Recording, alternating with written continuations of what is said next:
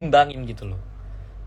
Masa eh, baca novel, baca Wattpad itu kencang bisa sampai 1 hari 24 jam itu bisa full nonstop, bahkan kayak nggak ada jeda istirahatnya. Tapi baca Al-Quran males, baca buku-buku yang bisa nambah keimanan kita, bisa nambah kebaikan kita itu malah males. Kan hukumnya bisa-bisa jadi haram. Gini loh, kamu tahu nggak alasan kenapa musik itu haram? Ada kan ikhtilaful ulama, tapi saya ngambil yang nggak haram gitu, tapi ada yang bilang haram. Alasan yang masih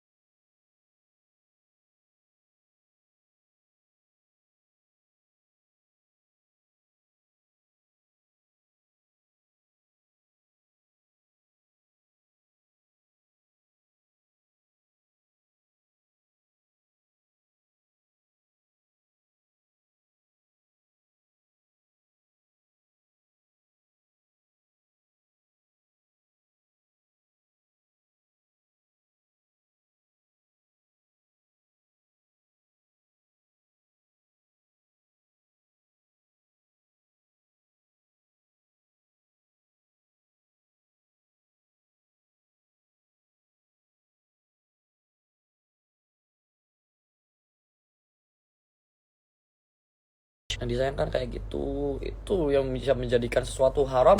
Sesuatu bisa jadi haram kalau membuat kamu lalai sama Tuhanmu gitu loh. Makanya harus diimbangin. Jangan sampai kamu malas baca Al-Quran tapi baca selain Al-Quran yang beriyadzubillah bisa nyerumusin kita ke hal-hal yang gak baik, malah semangat gitu loh.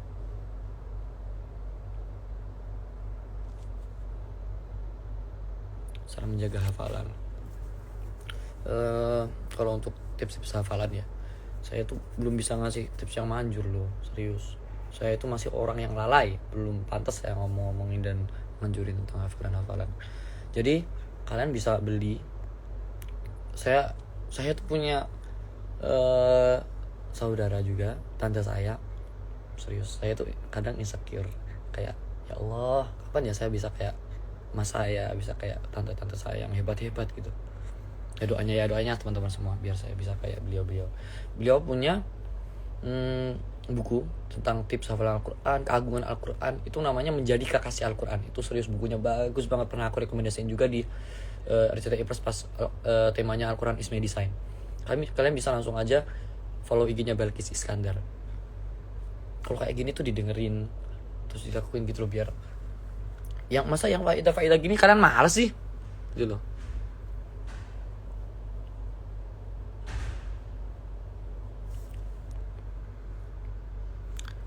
Asal kalian tahu, saya pernah waktu itu ke Garut, ke Bali Alkaf, guru saya gitu.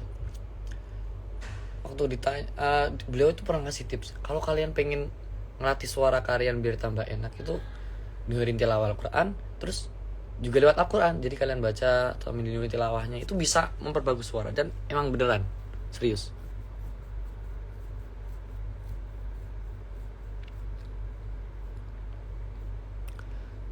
uh, uh, Amin amin amin. Doanya ya biar saya bisa istiqomah terus. Gini, buat kalian yang pengen istiqomah ngelakuin sesuatu, itu dilakuinnya jangan jangan langsung kayak tahajud nih.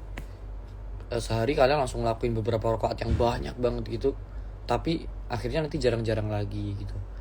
Bertahap, step by step gitu loh. Jadi semuanya hari pertama 2 rakaat, tekunin dulu 2 rakaat sampai terbiasa, terus atur jam tidur kalian gitu. Walaupun saya juga berat ngelakuin kayak gitu sebenarnya, serius saya nggak patut sama kayak gini sebenarnya. Tapi ya semoga kalian yang lebih produktif harinya bisa ngelakuin. Ya Allah itu lebih suka sama hal yang sedikit tapi continue.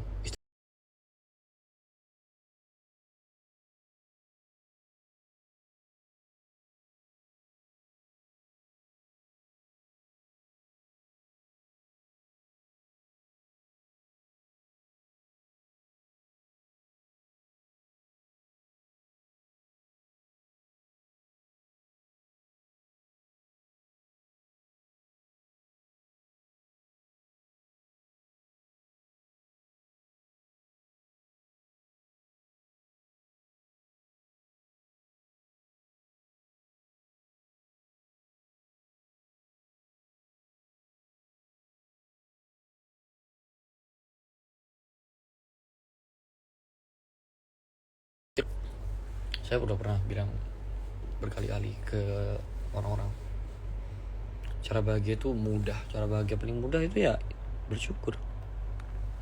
Seorang hamba itu bisa bahagia kalau ada rasa syukur di dalam hatinya. Serius, kalau apa-apa kita syukurin, itu pasti bahagia hidup kita. Bahkan saya pernah baca, jadi tokoh sufi terkenal itu Sayyidah Robiah Al-Adawiyah, beliau itu pas dapat bencana beliau itu tersenyum, padahal orang-orang tuh sedih, beliau tersenyum gitu. Ditanya, kamu kok bisa tersenyum padahal kamu lagi ditimpa musibah, lagi ditimpa bencana, ditimpa kesedihan, kok kamu bisa-bisanya senyum gitu. Manisnya pahala bisa membuatku lupa akan pahitnya dosa, akan pahitnya bencana gitu. Manisnya pahala bisa membuatku lupa akan pahitnya bencana, begitu kata beliau.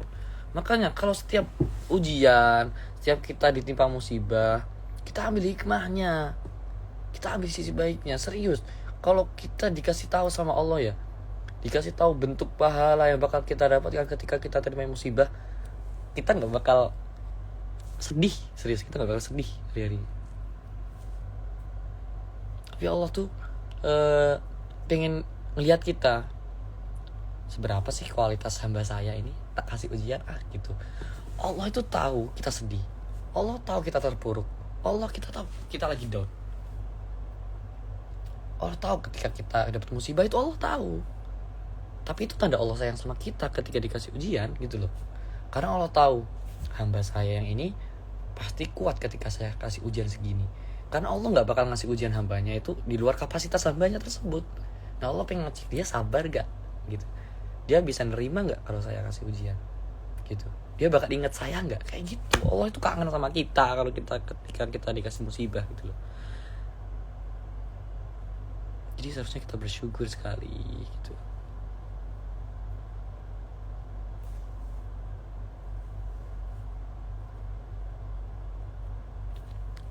Ada tamparan untuk sholat gak? Saya dapat makalah ini dari Laura Ismail Khalidi waktu membahas tentang sholat gitu. Buat kalian yang masih malas sholat, buat tamparan saya sendiri juga yang kadang masih malas sholat, sehina apa Allah di mata kalian sehingga kalian lalai, sehingga kalian enggan buat bertemu sama Allah gitu. Sehina apa Allah di mata kalian, sehina apa Allah di hati kalian, kok kalian bisa-bisanya males ketika dikasih waktu, dipanggil sama Allah untuk bertemu dengan beliau gitu.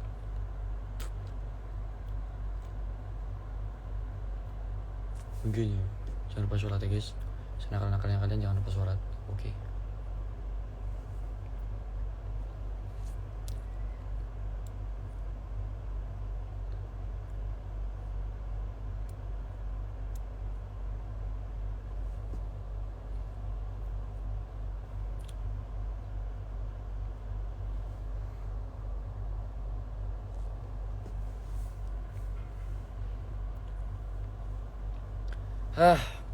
Saya tuh juga sering gagal loh. Jangan dikiranya saya gak sering gagal. Jangan dikira majelis syubhan muslimin yang segitu besarnya itu gak pernah gagal.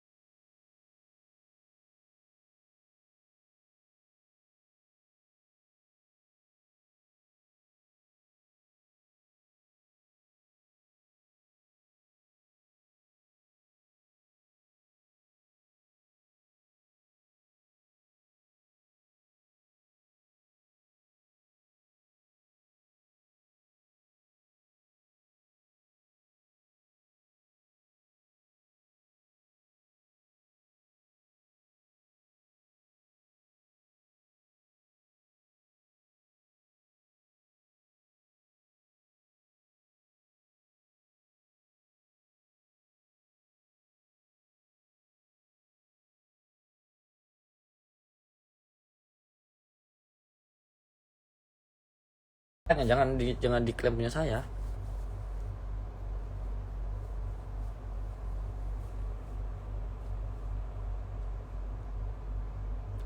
Iya tuh, nggak ada suaranya tuh, sinyalnya mungkin. Aku dari tadi ngomong ada suaranya. Agar jodoh cepat datang. Kita bahas besok. Ya Allah, alhamdulillah. Besok kan hari STI bahas tentang jodoh nih. Saya bakal bahas di situ. Ya kalau kayak gini tuh ahlinya Mas Hakam. Kalau saya nggak tahu apa-apa. Ini besok kita bahas bareng-bareng ya. Saya bakal ngomongin dikit-dikit gitu.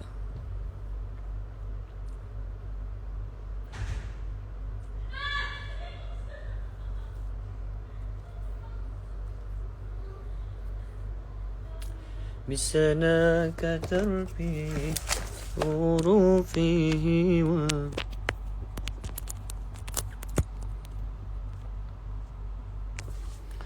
Belajar terjemahan Al-Quran tanpa guru bahaya. Terjemahan Al-Quran itu gak bisa kita ambil mentah-mentah, gak bisa langsung kita makan mentah-mentah, gak bisa. Makanya ada tafsir Al-Quran, itu menjelaskan tentang tafsir daripada ayat-ayat Al-Quran. Karena kalau kita belajar sendiri, ya kan Al-Quran, apa-apa kalau kita pelajari sendiri tanpa guru, itu gurunya setan. Makanya kalau mau belajar agama itu jangan cukup dari live kayak gini aja, jangan cukup dari TikTok, jangan cukup dari YouTube, jangan cukup dari sosial media. Kalau belajar agama, jangan, bisa sesat kamu. Bisa jadi yang disampaikan ustadz-ustadz kamu, kiai-kiai kamu, ulama-ulama kamu yang kamu dengarkan lewat online itu benar, pemahaman beliau benar, tapi kita yang nangkap itu salah. Bisa jadi seperti itu. Makanya kita harus punya guru yang kita tahu langsung, kita belajar langsung. Jadi kalau ada kesalahpahaman kita langsung bisa bertanya. Jadi itu pentingnya guru. Dan nyari guru jangan yang sembarangan, cari yang sanadnya benar, syaratnya sampai Rasulullah. Oke?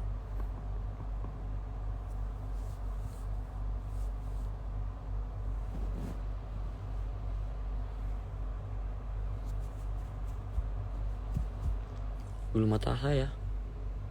Bulu mata saya ada apa nih? Enggak ada.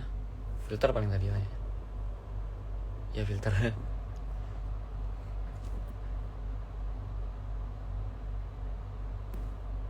Iya, kamu bisa belajar ikhtilaful ulama, berbeda pendapatnya ulama, perbedaan pendapat ulama itu ya dari guru kamu langsung gitu, enak kalau punya guru langsung.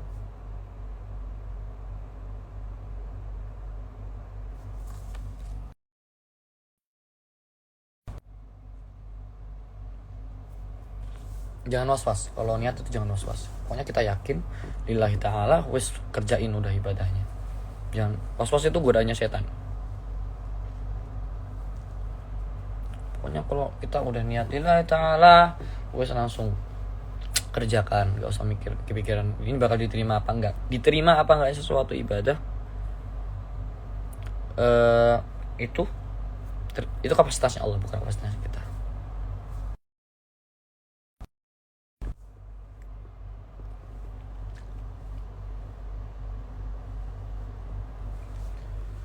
Gak semua perempuan keluar rumah itu fitnah, kok bisa?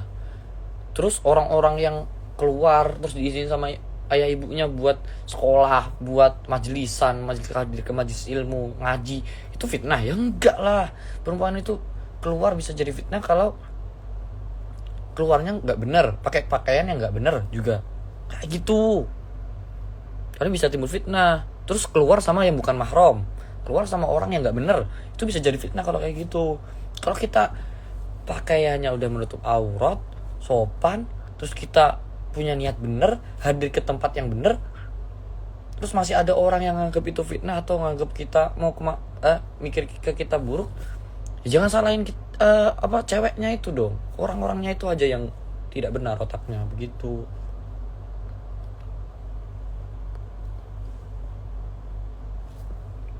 Kok bisa kuku saya bagus banget? Kuku saya ini panjang-panjang, waktunya dipotong. Besok mau saya potong.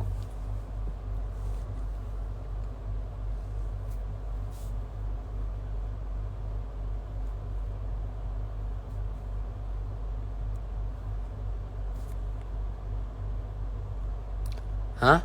Tanggapan Ami tentang lelaki yang banyak berita ya. Apa sih? Apa itu guys?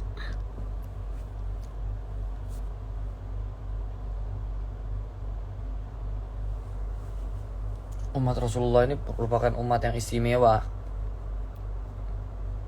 karena yang bawa itu Nabi paling istimewa, dan Al-Quran itu adalah mukjizat paling istimewa yang diturunkan Nabi istimewa untuk umat yang paling istimewa. Umat kanjeng Nabi itu pasti masuk surga selama dia mau bertaubat. Bahkan ketika nanti seumpama masuk neraka, umat kanjeng Nabi itu masih bisa masuk ke surga. Ya nanti bakal dikasih ujian dulu di neraka, tapi ya ujiannya nggak sebentar, tapi nanti bakal masuk surga. Bener itu. Makanya umat kanjeng Nabi ini umat yang paling istimewa karena Nabi paling istimewa.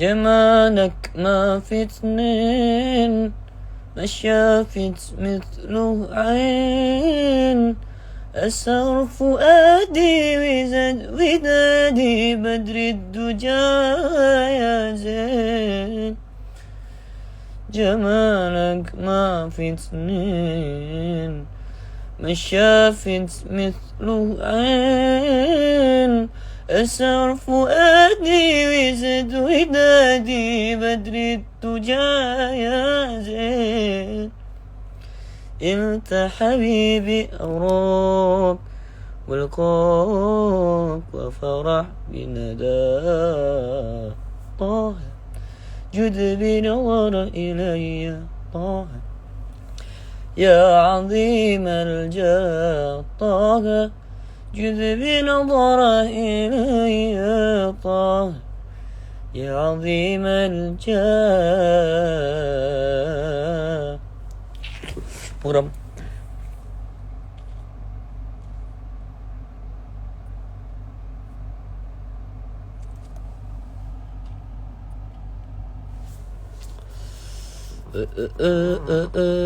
Iya, memanah itu sunnah. Dan banyak orang yang jarang sekarang orang yang mau manah gitu. Memanah itu sunnah, serius. Apalagi kalau kita punya guru manah yang sanad manahnya itu nyambung ke para sahabat-sahabat terdahulu atau bahkan sampai nyambung Rasulullah, itu ada kayak gitu. Bagus yang bisa memanah, keren, karena pasti dapat pahala.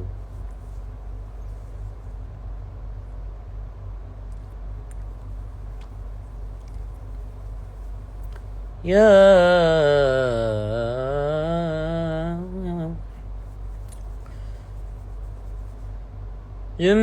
جمالك ما في اثنين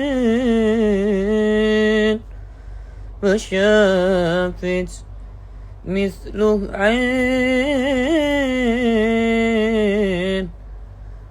أسر فؤادي وزد ودادي بدر الدجى زين.